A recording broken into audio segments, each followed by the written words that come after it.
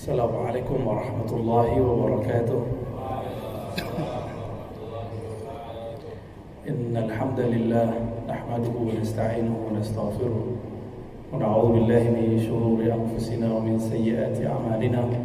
May yahdihillahu fala mudilla lahu wa may yudlil fala hadiya lahu. Ma ba'd. Sahabat yang dimuliakan Allah, di sela lapar perut antum mengisi lapar rohani. Itu sudah cukup. Kafa bil mar'i imanan. Cukup bagi seorang mukmin kalau dia punya iman, dia dahulukan makanan qalbunya daripada makanan fisiknya. Sama-sama lapar ya. Namun biasanya ilmu saat lapar itu lebih mantap daripada ilmu saat kenyang. Oleh karena itu Imam Bukhari itu sering berlapar-lapar daripada kenyang. Maka kami dulu kalau nyantri waktu ngaji kepada masyayikh, enggak makan dulu, makannya nanti ya. Baik, temanya tema yang sudah bikin saya bosan, tapi antum tidak pernah bosan. Apa temanya? Salaf yang asli dan palsu kan? Saya udah bosan dengan ini ya. Dari sebelum tahun 2000 kita telah bahas ini sampai sekarang. Tapi tidak apa, mungkin bagi antum ini menarik, walaupun bagi saya tidak menarik. Sekarang kita tutup poin, karena kajian-kajian saya tentang salaf ahlu sunnah telah banyak. Antum bisa lihat ya, record-recordnya telah banyak. Sekarang langsung tutup poin aja. Sebenarnya salaf yang asli itu apa sih? Salaf yang palsu itu gimana? Sebelum sampai ke sana, harus kuat dulu definisi apa dan siapa itu salaf yang asli. Semua ulama, baik anti salafi atau pro salafi, sepakat bahwa salaf itu abad pertama, kedua dan ketiga. La niza', tidak ada di situ niza', tidak ada di situ syak. Dan hadis yang sering dipakai untuk itu kita telah sebutkan di kajian-kajian terdahulu. Khairun nas qarni, atau di riwayat lain khairukum qarni, sebaik-baik kamu yang hidup di kurunku, lalu kurun setelahnya, lalu kurun setelahnya. Atau mengikuti hadis riwayat Imam Ahmad, tuba liman ra'ani wa amana bi, wa tuba liman amana bi wa lam yarani. Beruntung orang yang bertemu aku lalu iman kepadaku. Beruntung orang yang beriman kepadaku meskipun dia tidak bertemu aku. Maksudnya kelompok tabi'in dan lanjutannya kita. Sahabat yang dimuliakan Allah, tidak ada di Quran, di sunnah perintah kunu salafiyyin. Tidak ada. Jadilah kamu salafi, tidak ada. Kunu syafi'iyyin, jadilah kamu syafi'iyah, enggak ada. Yang ada apa? Qul in kuntum tuhibbunallah fattabi'uni. Itu sudah dihafalkan juga ya. Surah Ali Imran. Katakan jika engkau betul-betul cinta kepada Allah, maka agama ini ussisa alal mahabbah. Ini penting sekali. Agama ini dibangun atas dasar mahabbah, cinta, bukan kemurkaan, bukan emosi, bukan benci. Ini harus digarisbawahi. Karena terkesan kalau sudah beragama, sudah ikut bermanhaj, jadi garam, jadi kasar, jadi suka nyalah-nyalahin orang, jadi benci dengan orang yang berbeda. Ini telah keluar dari fitrah agama itu sendiri. Coba ayat ini apa ada yang mengingkarinya? Ingkar satu ayat, satu huruf pun kafir. Qul in kuntum tuhibbunallah fattabi'uni. Jika kalian, jika kamu, jika Anda betul-betul cinta kepada Allah, maka ikutlah aku. Saya mau tanya, mau ikut Rasulullah, bisa lihat Rasulullah enggak? Lihat wujud Rasulullah hari ini? Mungkin cuma Buningsih yang bisa lihatnya. Dia katanya bisa memanggil plus menghadirkan. Kalau kita manggil, tadi mantan ketua Irma ya, senior Irma, udah panggil Rasulullah tadi, itu itu separuhnya ilmu Buningsih itu ya. Assalamualaikum ya Rasulullah, itu manggil Rasulullah itu sakti itu ya. Tapi kata si Buningsih apa katanya? Saya bisa menghadirkan Rasulullah. Lebih horor lagi, horor sekali itu ya. Hati-hati, ajaran sesat itu dimulai dari mengikuti ilham-ilham palsu. Ilham-ilham palsu. Awalnya ilham itu selalu mengajak yang baik-baik. Masih ingat kisah Abu Hurairah? Abu Hurairah menjadi security gudang gandum Baitul Mal di zaman Nabi. Jadi security juga Abu Hurairah. Jadi di zaman Rasulullah sudah ada satpam, jangan salah ya. Sunnah juga itu ya. Lalu di malam hari, tengah malam, ketika antara ngantuk dan tidak, tiba-tiba ada orang mencuri gandum. Ditangkap oleh Abu Hurairah. Itu kemampuan Abu Hurairah menangkap sudah di atas rata-rata, karena orang itu biasanya tidak bisa ditangkap. Berarti Abu Hurairah ini master. Kalau karate sudah ban berapa itu? Dan ya udah berapa stripnya itu ya. Walhasil orang itu mengatakan, maafkan aku hai Abu Hurairah. Kaget juga Abu Hurairah, kok dia tahu namanya? Aku maling karena terpaksa, anak istriku belum makan. Akhir dilepas. Abu Hurairah punya perasaan cinta. Dilepas, malam besok ketemu lagi, dilepas lagi, alasannya sama. Tapi malam ketiga langsung Abu Hurairah mengatakan, Abu Hurairah tidak main hakim sendiri. Coba lihat, Abu Hurairah tidak pukul dia sendiri, tidak potong tangannya sendiri, tapi Abu Hurairah bawa ke mahkamah. Apa kata Abu Hurairah? Hei pemaling, kamu akan aku kadukan kepada Rasulullah Sallallahu Alaihi Wasallam. Disebut nama Rasulullah, langsung berubah wajah yang maling. Takutnya bukan main, maka dia kasihlah suatu hadiah kepada Abu Hurairah untuk merayu Abu Hurairah, bukan nyogok ya. Hei Abu Hurairah, maukah kamu aku ajarkan suatu mantra? Jika engkau baca, maka iblis akan lari darimu. Abu Hurairah senang, karena Abu Hurairah lagi senang ilmu-ilmu begitu ya, sama kayak antum nih kan senang ilmu ruqyah ya, kayak gitu, mirip-mirip begitulah ya, dibuat daurah ruqyah ya, wajar, itu normal. Hobi-hobi sama jin ya, para jin bukan untuk ditakuti. Jin itu kita mesraan aja sama jin ya. Akhirnya dilepas oleh Abu Hurairah, lalu diminta, mana, apa mantranya? Ternyata mantranya Abu Hurairah telah hafal. Apa itu? Ayat kursi. Besok bangun pagi, dibangunkan Rasulullah. Setelah sholat subuh dilaporkan, wahai Rasulullah, malam tadi, bahkan 3 malam berturut-turut aku menangkap seorang yang maling, dan di malam terakhir dia mengajarkanku suatu hal. Apa itu? Ayat kursi, supaya tidak diganggu oleh iblis dan jin. Apa kata Nabi? Kira-kira Nabi senyumlah kalau kiai hari ini ya. Apa kata Nabi? Hai Abu Hurairah, sadaqa wa huwa kadzub. Itu yang ngomong, omongannya benar, tapi dia aslinya pembohong. Kadzub, bahasa Arab kadzub itu lebih dari kazib. Kazib sekali-sekali bohong. Kalau kadzub berkali-kali berbohong, itu kadzub. Temannya Dajjal. Dajjal itu sama, dia mubalaghah, Dajjal, fa'al. Sama dengan Ghaffar, Ghafur, artinya maha, sangat. Maka kadzub, dia betul-betul lihai berbohong. Apa kaidah dari hadis ini? Kaidahnya muncul dalam ilmu akidah, bahwa iblis itu menyuruh yang baik-baik supaya orang tersesat di ujung kebaikannya. Maka saya khawatir para peminat Buningsih di sini ya. Apa kata si Buningsih? Saya disuruh pergi umroh. Baik nggak tuh? Pergi umrah baik nggak? Perintah Allah dan Rasulullah. Jihadnya perempuan adalah haji dan umrah.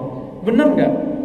Jika tidak ada yang mengajarkan Bu Ningsih ini nanti akidah yang sahih, saya khawatir dia nanti terjebak kepada ajaran-ajaran wahmiyah, kebatinan.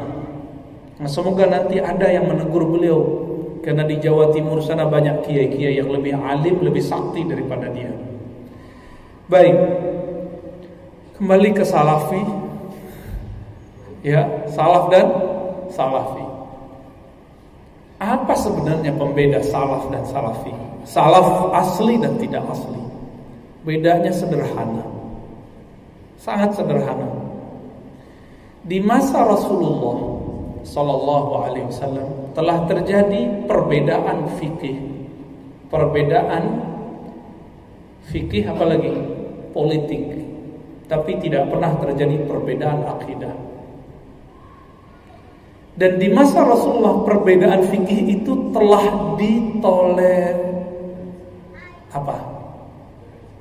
yusamah alaih, apa terjemahannya?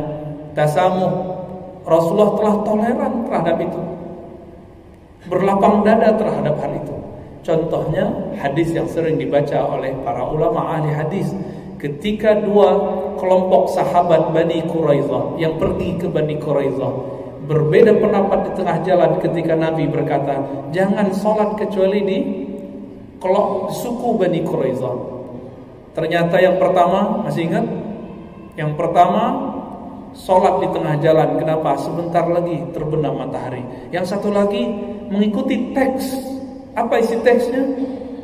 Jangan sholat kecuali di Bani Quraidah.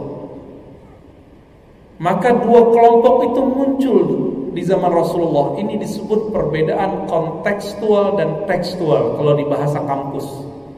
Kalau bahasa Arabnya lafzi dan ma'nawi.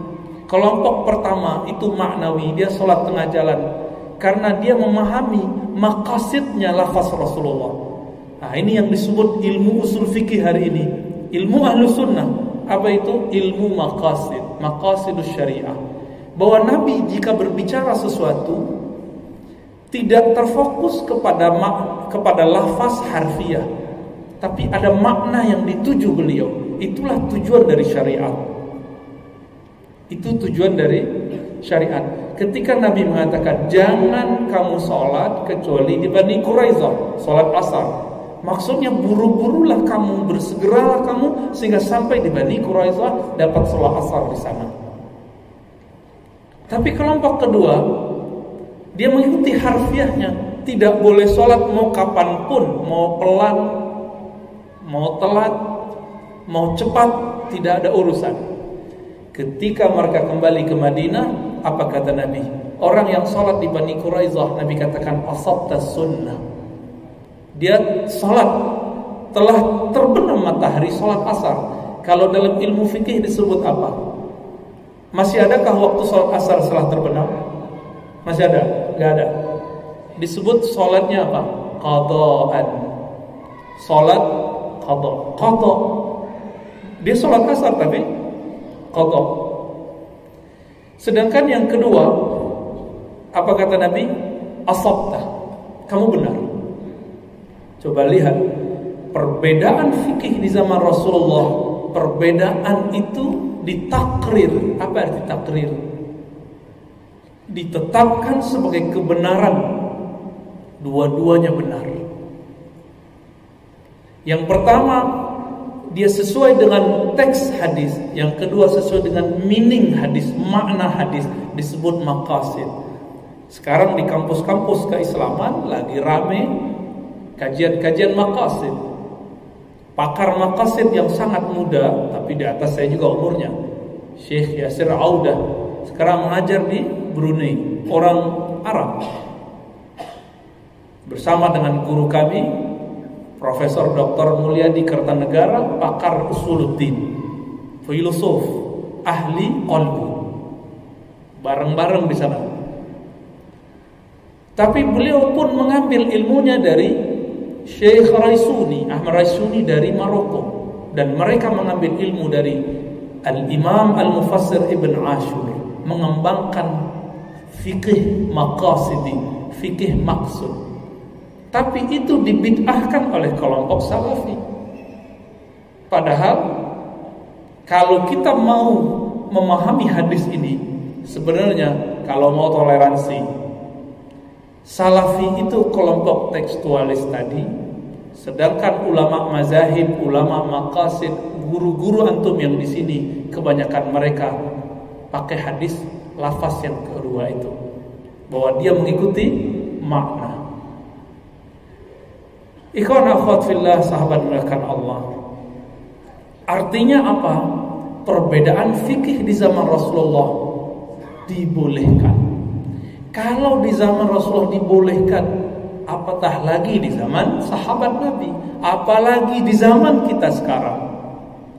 Ini sebagai contoh. Kalau kita membuka kitab fikih muamalat, fikih muamalat paling gampang yang berdasarkan hadis Nabi itu Bulughul Maram. Ada kajian kitabnya di sini? Alhamdulillah. Siapa ustadznya ngajar?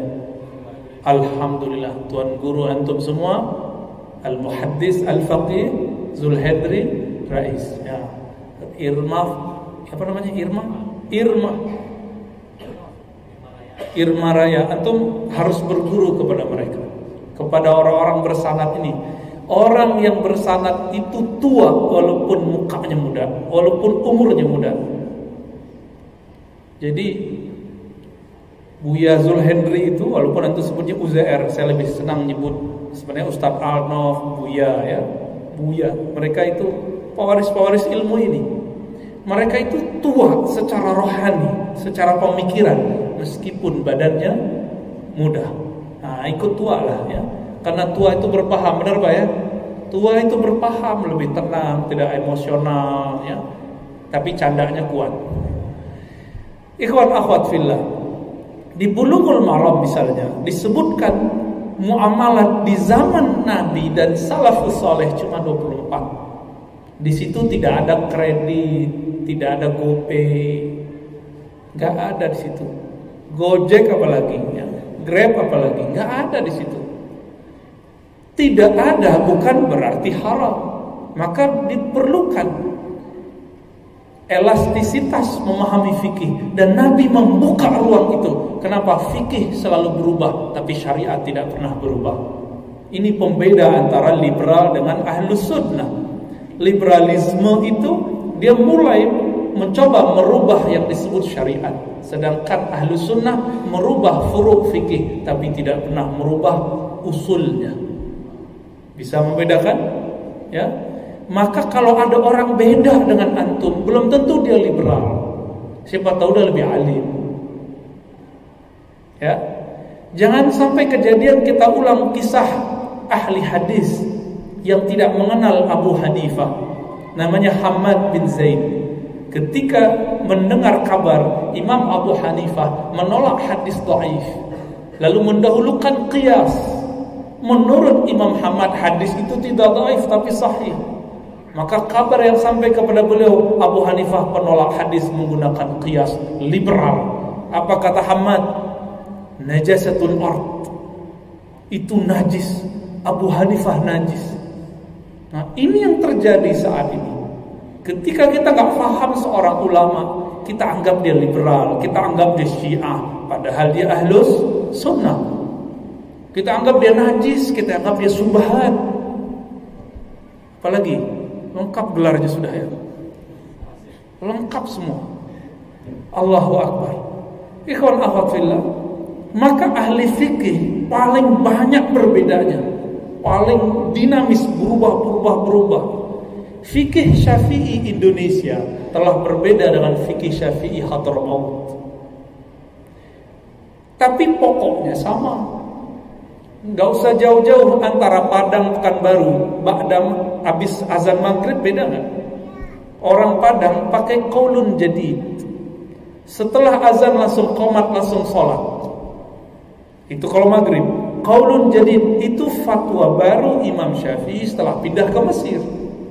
Tapi orang Pekanbaru setelah azan sholat 2 rakaat pakai hadis Bukhari. Salli, salatlah. Liman sya, kalau kamu mau, kalau enggak mau juga enggak apa-apa. Hadisnya sahih. Imam Syafi'i juga hadisnya sahih. Betapa luasnya. Setelah Nabi mengatakan Allah tidak pandang orang yang manjarra saubahu khuyala, yang membiarkan sarungnya di bawah mata kaki, Nabi buru-buru keluar rumah saat terjadi kusuf gerhana matahari. Beliau sholat sarungnya di bawah mata kaki. Sholat kusuf itu panjang, berarti sholatnya panjang sekali di bawah mata kaki. Walaupun besoknya beliau kembali jiringkrang lagi, tapi beliau sekedar ingin mengatakan fikih isbal itu tidak saklek. Fikih isbal tidak saklek. Dulu beliau melarang belah rambut. Apa namanya itu ya? Belah rambut mau tengah, mau kiri, kanan, bagi beliau tidak bagus. Kenapa? Dulu yang belah rambut cuma musyrik Mekah, abadatul awsan, penyembah berhala. Ketika Mekah ditaklukkan tahun ke-8, Nabi langsung belah rambutnya. Sahih Bukhari. Hadis sahih Bukhari. Apa kata beliau? Aku suka ikut ahli kitab. Aku suka ikut siapa saja, bahkan musyrik saat itu, selama tidak ada bergesekan dengan hukum syariat. Fima lam yu'mar. Awalnya cuma ikut ahli kitab, rambutnya ke belakang. Lama-lama Rasulullah rambutnya banyak modelnya. Gak ada model rambut antum yang kayak Nabi ini ya, gak ada ya. Rambutnya kuno semua ya. Rasulullah SAW begitu luasnya, maka model rambut tidak membuat seorang murtad, apalagi model celana, apalagi model tasbih. Allahu Akbar. Suatu kali Safiyah binti Huyai, anak Yahudi, jadi istri Rasulullah SAW, berzikir dari subuh sampai waktu duha. Zikirnya subhanallah bihamdi subhanallahil azim. Menghitung waktu itu tasbih belum diikat, kecuali Abu Hurairah. Safiyah belum mengikatnya pakai batu, seperti tawajuhnya orang-orang tarekat Naqsyabandiyah khatam khajaka. Hitung satu, subhanallah bihamdi subhanallah bihamdi subhanallah. Begitu. Udah pindah ke sini, udah berkali-kali pindah. Ketika Rasulullah SAW pulang, Nabi melihat istrinya masih berzikir. Kalau itu salah, tentu Nabi akan negurnya semenjak subuh tadi, ngitung-ngitung. Tapi Rasulullah tidak menyalahkannya dari waktu subuh. Rasulullah memberikan kurikulum baru. Wahai istriku, maukah engkau aku tunjukkan yang lebih afdal daripada ngitung? Kalimatnya afdal min dzalik. Bukan berarti ngitung itu jelek. Kawan kita salah faham, dikira ngitung-ngitung itu tidak boleh bid'ah. Seandainya bid'ah, tentu Safiyah telah ditegur sejak subuh tadi. Kenapa ditegurnya di waktu duha? Ternyata dalam ilmu zikir ada yang disebut kurikulum berzikir, marahil atau maqamat. Ada makom-makom. Makom itu dilihat dari pencapaian rohaninya. Jika dia zikirnya baru konsentrasi dengan hitungan, maka dia perlu menghitung 100, 200, 1000, 2000, satu tumpuk. Kira-kira satu tumpuk itu berapa ribu kita nggak tahu. Tumpukan kerikil-kerikil itu. Inilah prinsip yang diambil oleh ulama-ulama ahli zikir.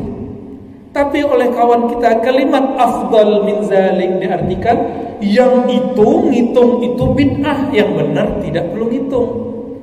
Padahal Nabi lagi kasih makom yang lebih tinggi. Apa makom yang lebih tinggi? Zikir tanpa hitung. Itu disebut unlimited. Apa kalimat zikirnya? Itu yang kita baca waktu zikir pagi sore. Subhanallah bihamdihi adada khalqihi wa zinata arsyihi wa ridha nafsihi wa midada kalimatihi. Boleh dibalik-balik. Itu makna Maha suci Allah, pujian baginya, kebesaran baginya, sesuka-sukanya Allah, sebanyak bilangan makhluk, seberidho-ridhonya Allah, seberat arasnya Allah. Perlu ngitung gak? Gak perlu ngitung. Tapi makomnya harus sampai dulu. ada kenaikan derajat rohani, baru diajarkan itu. Oleh karena itu kalau antum belajar suluk, belajar tarekat sufi, lalu disuruh ngitung sama gurunya, jangan protes dulu. Berarti makomnya baru sofiyah waktu lagi ngitung, belum sofiyah sebelah sholat duha, baru sofiyah dari sholat subuh sampai. Coba lihat cepatnya naik makomnya sahabat-sahabat Rasulullah, dari subuh sampai duha jadi wali Allah. Langsung makomnya naik, langsung dikasih zikir subhanallah bihamdi subhanallah azim. Dalam Naqsyabandi disebut zikir wukuf. Gak perlu lagi ngitung, cukup ingat. Apapun yang dibaca subhanallah, alhamdulillah, Allah gak perlu ngitung. Karena makomnya telah naik. Fazkuruni azkurkum, sebut aku, sekarang aku sebut kamu. Kamu sebut aku sebut kamu. Itu makomnya. Tapi oleh kawan kita, dianggap itu bid'ah. Dia tak faham disebut bid'ah. Betapa banyak nanti yang akan bid'ah karena dia tak faham. Maka sahabat yang melakukan Allah, ulama salafus saleh, mulai dari sahabat Nabi, tabi'in, tabi'ut tabi'in, mereka sangat luas dalam fikih. Sangat luas dalam fikih. Maka ciri salaf yang hakiki tidak saklek dalam fikih. Ciri salaf yang palsu kaku dalam fikih. Ya, itu gampang untuk ngeceknya. Setiap kali orang kaku dalam bab fikih, maka dia palsu. Gitu. Yang kedua, setelah Nabi SAW wafat, muncul perdebatan siasi. Apa arti siasi? Politik. Belum ada perbedaan akidah. Politik dulu. Terpecahlah Muhajirin dan Ansar. Lalu setelah Muhajirin Ansar pecahlah kelompok Ali, kelompok Utsman. Setelah meninggal Utsman, maka Aisyah dan Muawiyah pecah dengan Ali. Begitu selanjutnya. Apakah mereka mengkafirkan? Ketika Ali bin Abi Thalib mengalahkan kelompok Aisyah, Ali tidak mengambil ghanimah. Apa arti ghanimah? Harta rampasan perang. Karena Aisyah masih muslimah, pengikut Aisyah pun muslimah, berbeda politik dengan Ali. Bahkan diantar pulang oleh Ali bin Abi Thalib radhiyallahu taala anhu majma'in. Maksud saya nyebut ini apa? Salaf yang asli menerima perbedaan politik. Salaf palsu memaksa satu aliran politik. Oke, ini kayaknya banyak nol sekiannya nih ya. Udah lewat masa itu. Jangan terpenjara oleh itu. Antum terluka, ya kita terluka semua. Yang kita coblos jadi menteri kok, ya kan? Tapi untuk apa terluka politik itu? Luka itu adalah sehat. Karena politik itu perubahannya per detik. Gak usah khawatir. Orang kemarin musuh-musuhan, sekarang cipika-cipikian. Sekarang cipika-cipiki, besok main serang-serang. Jangan pernah percaya pada cinta politik. Jangan-jangan ini yang muda-muda ini cintanya politik. Besok sama siapa lagi ya. Ini salaf yang asli. Mereka dalam bab politik apa? Siap berbeda. Antum siap beda? Nanti 2000 berapa nih? Ingat-ingat kalimat ini. Siap-siap berbeda dalam politik, itulah salaf. Tapi kawan-kawan ini harapkan semuanya. Kenapa? Baik yang pro 0 ini dan 0 itu semuanya berdosa. Kenapa? Ikut pemerintahan yang sistemnya sistem taghut. Ya salam. Al-Quran tidak pernah membahas demokrasi. Maka menyematkan demokrasi kepada taghut itu namanya ijtihad. Ijtihad itu zonni. Apa ijtihad? Hasil pemikiran seseorang, bukan nabi, bukan dari Allah. Maka orang kalau sebut demokrasi itu taghut, itu tidak pasti. Itu pemikiran dia. Karena Nabi nggak pernah, ada nggak hadis demokratiyah taghut? Ada nggak? Nggak ada. Kalau antum ketemu aja bawah sini, ya, kita takhrij langsung hadisnya. Takhrij artinya dikeluarkan kualitasnya, sumbernya dari mana. Bisa dipastikan itu hadis palsu. Coba lihat, Nabi tidak memberikan satu sistem politik, benar nggak? Kenapa? Karena sistem politik itu lebih luas lagi perbedaannya daripada fikih. Kalau fikih Nabi takrir, Nabi bolehkan perbedaan yang luas itu. Tapi politik nggak. Coba lihat di Quran yang ada cuma tentang prinsip berpolitik. I'dilu, berbuat adillah. Cuma itu. Innallaha yuhibbul muqsitin. Allah suka kepada orang yang muqsit, yang berbuat adil. Hanya itu. Aqrabul taqwa, itu lebih dekat kepada takwa. Hanya begitu. Fa aslihu baina akhwaikum, politik islah, hanya itu. Tidak ada di situ nyuruh politik, demokrasi atau apapun. Khilafah pun tidak ada di Quran tentang politik. Semua kalimat khilafah di Quran bukan sistem politik. Kita bisa buktikan dalam tafsir-tafsir Al-Quran. Maka salaf yang asli tidak memastikan satu sistem politik. Selama politik itu tidak bertentangan dengan Quran dan Sunnah, maka salaf membolehkannya. Coba lihat, Abu Bakar dipilih langsung, benar? Umar tidak dipilih. Umar ditunjuk oleh Abu Bakar. Udah dua sistem. Umar membuat tim formatur mirip MPR hari ini, mirip kayak zaman Orba. Anggota MPR-nya yang memilih presiden berikut. Sudah 3 sistem. Ali pun dipilih dengan sistem yang sama, perwakilan. Tapi dari Ali ke Muawiyah perang dulu udah 6, udah 4, 5 ya. Dari situ muncul lagi yang baru namanya diplomasi, tahkim. Udah berapa itu? Berapa sistem? Lalu Muawiyah tidak mengembalikan seperti Abu Bakar, Umar, Utsman, Ali. Dia buat sistem yang dia ambil dari Persia dan Romawi, karena dia tahu Rasulullah tidak pernah membatasi itu. Apa sistem Romawi? Monarki. Apakah Muawiyah menjadi kafir karena meniru orang-orang Romawi? Antum berani kafirkan sahabat Rasulullah? Berhadapan dengan ribuan ahli hadis dan semua ulama ahlu sunnah. Kalau dia berbeda politik dengan Ali, betul ada ulama ahlu sunnah mengkritik Muawiyah, tapi tidak ada yang mengkafirkan Muawiyah, apalagi melaknat Muawiyah. Hayhat, ya, tidak mungkin, jauh dari itu. Udah berapa sistem? Udah 7. Ya, kalau kita teruskan antum capek ngantuk langsung. Maksud kita sederhana. Cara pemilihan pun di dalam generasi mulia, generasi emas salafus soleh. Salaf ini kan puncaknya di sahabat. Sudah ada lebih dari 6. Kita sebutkan tadi 7 sistem. Berarti dalam politik, benarlah kata gurunya Imam Ghazali, namanya Imam Al-Juwaini, Abul Ma'ali Al-Juwaini. Abul Ma'ali ini murid dari Abu Ishaq Al-Iskafi. Abu Ishaq berguru kepada Abu Ishaq Al-Isfaraini, berguru kepada Al-Bahili. Al-Bahili muridnya Imam Asy'ari, nyambung ke Imam Asy'ari.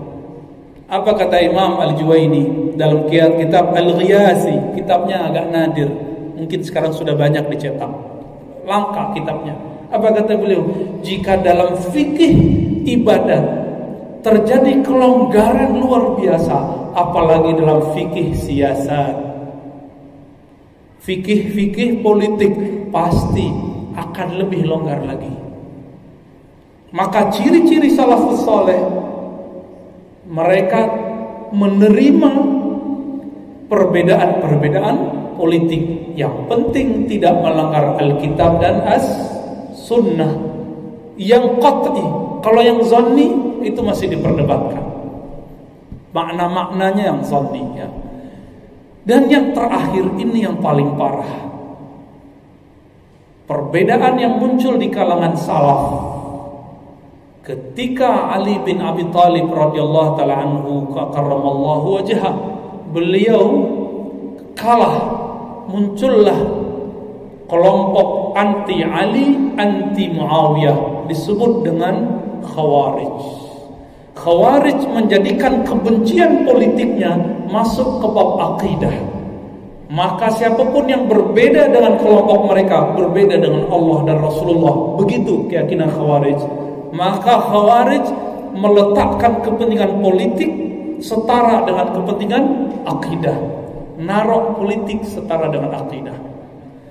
Karena kelompok Ali merasa imamnya dituduh kafir, maka kelompok Ali pun membalas.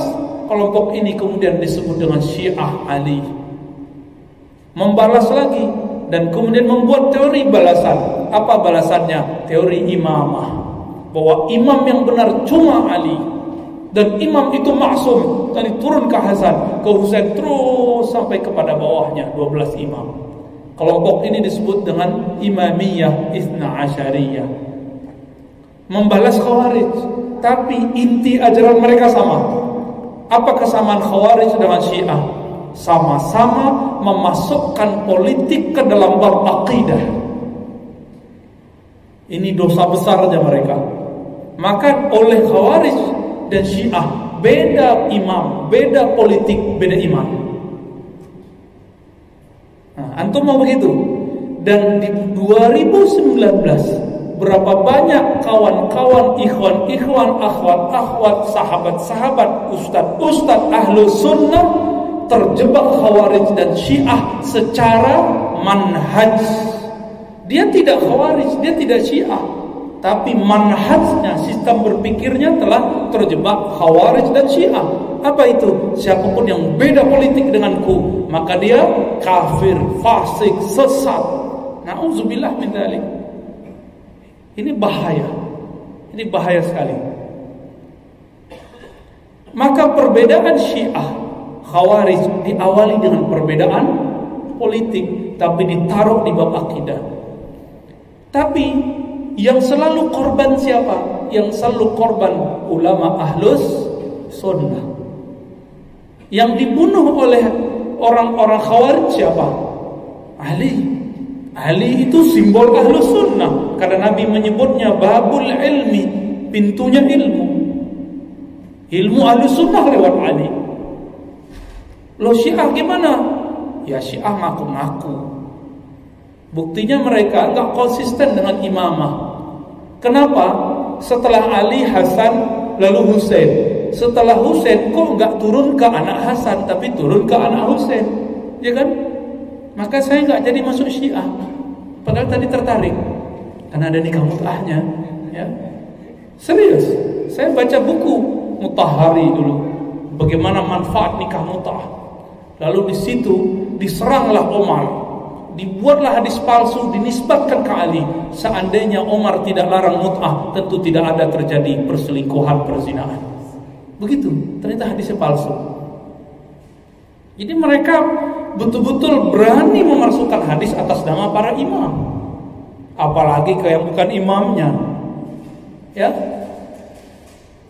Jadi teman-teman semua, ikhwan akhwat fillah, ketika terjadi perbedaan akidah, ternyata perbedaan ini bersumber dari politik. Yang selalu korban siapa? Ahlus sunnah. Di bagian akhir ini, ini paling berat ini. Kelompok salafi asli ahlus sunnah, imam-imam kita yang agung, Imam Abu Hanifah, Imam Malik, Imam Syafi'i, Imam Ahmad bin Hanbal, Imam Bukhari, Imam Muslim tidak pernah membagi tauhid menjadi 3, uluhiyah, rububiyah, asma wa sifat. Salafi sekarang, ya, tapi antum terserah bilang palsu atau enggak, itu urusan antum, ya. Tapi menurut saya itu bukanlah mengikuti salaf. Itu mengikuti Syekh Ibnu Taimiyah, bukan salaf. Wafat tahun berapa? 728 Hijriah. Salaf itu 300. Gimana kira-kira? Sudah nyampe hajat antum? Ya, kan mau sampai di situ aja kan ya. Oke, maka nanti belajar kitab akidah yang serius. Di sini ada kitab akidah yang dipelajari. Kitab apa? Kelompok remaja nih, Irma. Sifat 20. Aqidatul Awam. Pelajari itu. Antum kalau ngaji kepada tamatan azhar atau tamatan pesantren, sanadnya udah nyambung walaupun tidak ada ijazah. Ustadz Al-Naf itu orang pesantren plus Al-Azhar, ngajar Aqidatul Awam, nyambung sudah. Nanti sanadnya nyambung ke ulama Azhar, nyambung ke ulama Makkah, nyambung ke ulama lokal. Hari ini garansinya cuma itu sanad. Maka bagian akhir yang mau saya sebut, salaf yang asli bersanad, salaf yang palsu ngaku-ngaku. Sering nyebut Bukhari, Muslim, tapi satu sanad pun kita ragukan. Kalaupun punya sanad, sanadnya ke ulama aswaja ahli sunnah, ya, yang dituduh mereka ahli bid'ah. Coba lihat, sekarang kawan-kawan kita sedang buat kajian tahfiz, tahsin, tajwid. Yang benar namanya tajwid. Guru kami dulu, Syekh Ali Mustafa Yaqub, mengatakan as-sahhul mustalah, yang paling benar istilahnya bukan tahsin tapi tajwid. Jawwada yujawwidu tajwidan. Tajwid itu lebih mencakup maknanya tahsin. Tapi karena sudah ngikutin selera masyarakat, dia udah berubah namanya jadi tahsin. Tahsin semua sanadnya ke imam siapa? Sahibul Matan Jazariyah. Imam Jazari itu sufi Asy'ari muhaddis, bersanad kepada Rasulullah sallallahu alaihi wasallam. Mau kemana engkau lari? Ketemu Asy'ari, ketemu sufi, semuanya ahli hadis. Allahu Akbar. Imam Syatibi ahli qiraat, sama, sufi, muhaddis, mazhab Maliki, Asy'ari. Mau apa lagi? Mau buku apa lagi? Sanad apa lagi yang antum mau?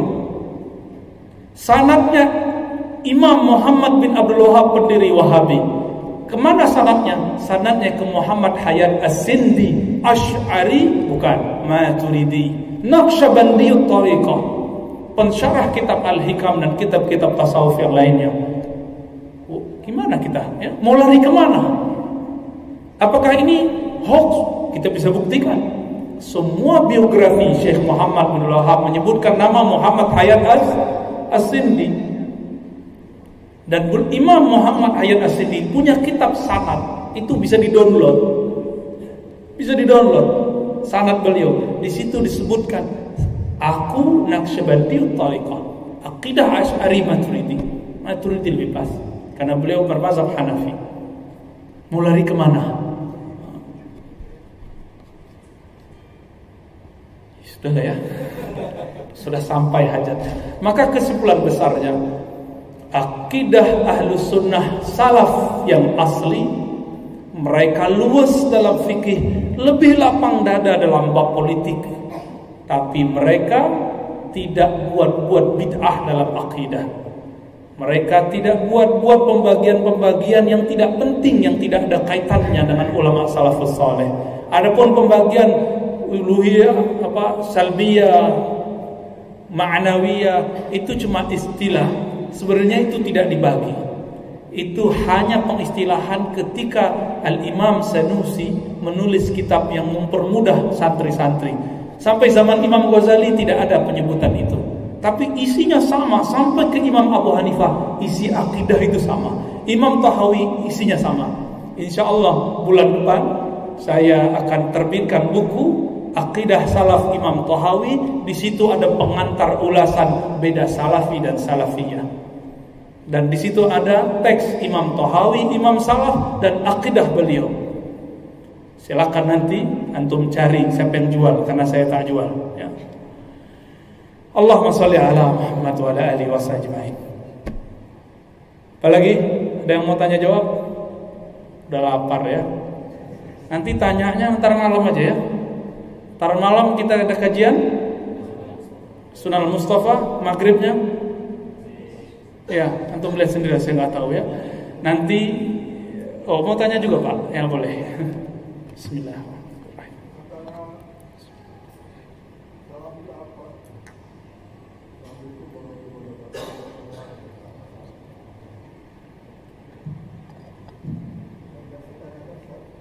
Ya.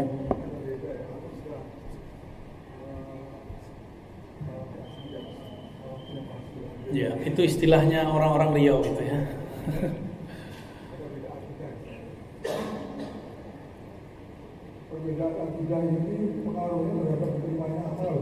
Oke, baik. Nah, ini pertanyaan bagus ini.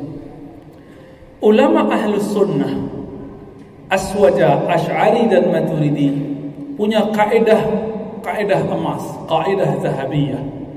Mengambil dari hadis Nabi, la taqul li akhika kafir. Jangan panggil saudaramu kafir, jangan tuduh saudaramu kafir. Kafir itu diawali dengan bid'ah, maka turunannya jangan tuduh saudaramu ahli bid'ah. Maka Imam Abul Hasan Al-Asy'ari, Imam Tahawi, Imam Maturidi punya kalimat yang sama. Sebelum Imam Abul Hasan Al-Asy'ari wafat, sebelum beliau talqin la ilaha illallah, beliau manggil semua muridnya. Apa kata beliau? Asyhidu, saksikan bahwa aku la ukaffiru ahadan min ahli kiblah. Aku tidak pernah kafirkan siapapun yang masih berkiblat ke Ka'bah. Siapa itu? Muslim, apapun mazhab dan alirannya, masih la ilaha illallah, masih sholat, masih zakat, masih puasa, hajinya masih ke Mekah, bukan hajinya ke Kerinci, bukan hajinya ke Lahore, bukan hajinya ke Baitul Maqdis. Insyaallah, kata beliau, la ukaffir, aku tidak pernah kafirkan. Lapang dadanya, lapang dada beliau. Dan ini diikuti oleh Imam Ghazali. Apa kata beliau? Jangankan Salafi, Mu'tazilah pun yang menolak ketemu Allah, kata Imam Ghazali, mereka khata, mereka keliru dalam akidah. Karena kelirunya akidah, kelirunya besar, tapi tidak kafir. Dulu Imam Ghazali mengkafirkan Mu'tazilah, dulu, tapi setelah itu enggak lagi. Beliau hanya mengatakan khata, tapi khata dalam akidah jika disengaja maka disebut sesat. Tidak semua sesat itu kafir. Bisa dibedakan? Ya, begitulah Imam Ghazali. Begitu juga Imam Fakhruddin Ar-Razi. Ya, begitu juga Imam Al-Abidi, Imam As-Subki. Ya, mereka tidak mengkafirkan. Tapi salafi palsu, aswaja palsu, mengkafirkan orang cuma karena tawassul. Mengkafirkan orang cuma karena istighosah dan menjadi kuburiyun. Oi, kuburiyun. Sarkup, sarjana kuburan. Bagi kita, ke kubur itu persoalan fikih, bukan persoalan akidah. Kalau orang keliru di kubur, kelirunya fikih. Perbuatannya haram, tidak syirik. Apa contohnya? Ngambil tanah, itu haram hukumnya, kecuali memang diizinkan oleh ahli warisnya. Contoh lain, membangun bangunan di atas kubur, misalnya pusara. Dulu, zaman-zaman dulu, ulama-ulama kita, kalau orang soleh dibuat, ya, di mana dibuatnya? Di kuburan umum atau kuburan suku atau kuburan surau? Kalau kuburan umum itu yang haram. Tertulis dalam kitab Al-Um Imam Syafi'i. Jadi kalau antum baca hadis Nabi naha an bina anil bina alal qabr, Nabi melarang bangunan di atas kubur. Dijelaskan oleh imam kita. Siapa yang paling paham hadis Nabi? Ulama kita, ulama salafus saleh. Katanya ikut salaf. Apa kata Imam Syafi'i dalam kitab Al-Um? Beliau langsung berguru ke Imam Malik, dari Nafi, dari Ibnu Umar, dari Nabi. Kita ulang-ulang terus biar hafal. Apa kata beliau? Ini untuk al-ard al-musabbal atau al-waqf. Ini hanya untuk tanah yang pemakaman umum, wakaf untuk umum. Jadi haram, bukan haram juga, makruh bikin bangunan di atas kubur yang tanahnya tanah wakaf umum. Tapi guru-guru lama mereka punya surau, itu tanah-tanah mereka. Mau buat gedung di situ juga boleh. Itu maksudnya begitu kira-kira ya. Tapi karena kita nggak merujuk ke ulama salaf, merujuknya ke ulama palsu, akhirnya mengkafirkan orang cuma karena menembok kubur. Nah, maka saya kasih tahu juga antum, kalau ngubur saudara, orang tua di kuburan umum haram ditembok di zaman ini. Walaupun di kitab cuma makruh, tapi di zaman ini telah haram. Kenapa? Kalau semua orang ditembok, kita nanti gak kebagian. Antum dikubur di mana? Di got. Tapi kalau punya tanah sendiri silakan. Tanah kita kok, gitu ya. Nah, itulah cerdasnya Imam Muhammad bin Idris Syafi'i. Itu juga perkataan Imam Malik, itu juga perkataan imam-imam Hanabilah. Sama semua. Itu salaf yang asli. Ya. Jadi apakah perbedaan Asy'ari, Salafi itu kemudian beda akidah, beda kafir mukmin? Tidak. Meskipun Salafi mengkafirkan orang-orang Asy'ari Sufi, Aswaja Asy'ari Sufi tidak perlu mengkafirkan balik. Kenapa? Itu pesan dari Imam Ahlus Sunnah Abul Hasan Al-Asy'ari. Mengambil hadis Nabi, jangan katakan kafir kepada yang mengatakan la ilaha illallah. Jelas ayatnya, hadisnya jelas. Di hadisnya apa? Kalau ayatnya fa'lam annahu la ilaha illallah, surah Muhammad ayat 19. Di hadisnya sudah dipakai di hadis arba'in. Umirtu an uqatilan nas hatta yaqulu, di riwayat lain yashhadu an la ilaha illallah. Ya, aku misiku apa? Boleh perang, disuruh perang kepada orang-orang musyrik yang melawan saat jika mereka tidak berkata la ilaha illallah. Jika mereka telah mengatakannya, tidak boleh lagi. Ini cuma karena beda masalah tawasul. Nggak ada Pak tawasul di situ. Loh Ustaz, tawasul itu bab akidah. Tawasul bab akidah itu kamu. Tapi ulama tawasul tidak masukkan ke dalam bab akidah. Bisa jadi istilah sama, definisi berbeda. Maka tidak dihukumi suatu hukum karena namanya, hanya dihukumi karena definisinya. Jadi kalau ada nanti sambal setan, haram nggak makannya? Sambal babi, haram nggak makannya? Nggak haram. Kenapa? Karena isinya sambal tri, nggak haram. Yang haram itu sambalado, babi baru. Isinya babi baru haram. Haramnya karena dia babi, bukan karena namanya. Masih ingat saya mengisahkan Imam Malik ditanya mengenai anjing laut. Masih ingat apa kata beliau? Haram. Lalu yang bertanya memberikan perincian, wahai Tuan Imam Malik, yang kami maksud anjing laut itu bukan anjing main-main tepi laut. Terus apa? Anjing laut itu ikan di dalam laut berkumis bertaring kayak anjing. Langsung revisi dalam hitungan detik, oh itu boleh dimakan.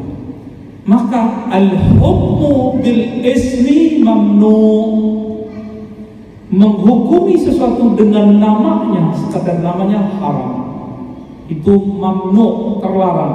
Itu hanya orang-orang yang tidak berilmu. Bahasa Arabnya jahil, bahasa Indonesianya antum terjemahkan sendiri. Jadi al-hukmu al-ibratu bil musamma, hukum itu berdasarkan definisinya, barang aslinya, bukan namanya. Saya sebut ini bir putih, haram nggak? Kenapa? Nah, di Betawi, di Jakarta, itu saya paling suka minum bir peletok. Tahu nggak bir peletok? Tahu ya? Udah coba? Nanti tanya Bang Adam tuh, orang Betawi Parung tuh ya. Ada namanya bir peletok. Bir, apakah haram? Tidak. Isinya jahe, dikasih nama pewarna alami. Haram? Tidak. Ini nanti kalau ada sambal setan, gak usah datang aja, tapi gak haram ya. Itu yang punya dagang-dagang begitu ganti nama aja. Kita tidak haramkan tapi makruh. Kenapa? Tasyabuh bisyaitan ya? Kok niru-niru setan? Emang kurang laku? Kalau kurang laku sini kita kasih jimat. Jimatnya doa, masalah doa. Baik, cukup ya. Jadi kalau antum mau tanya, masih ada nanti ba'da Isya kajian Sahih Bukhari bersanad, insyaallah kita baca sanadnya, kita jelaskan isinya, insyaallah. Kalau umur kita panjang, Allah berkahi lebih baik. Silakan tanya, yang sanggup kita jawab, kita jawab. Wassallallahu ala nabiyina Muhammad, subhanakallahumma wa bihamdika, asyhadu an la ilaha illa anta, astaghfiruka wa atubu ilaik. Assalamualaikum warahmatullahi wabarakatuh.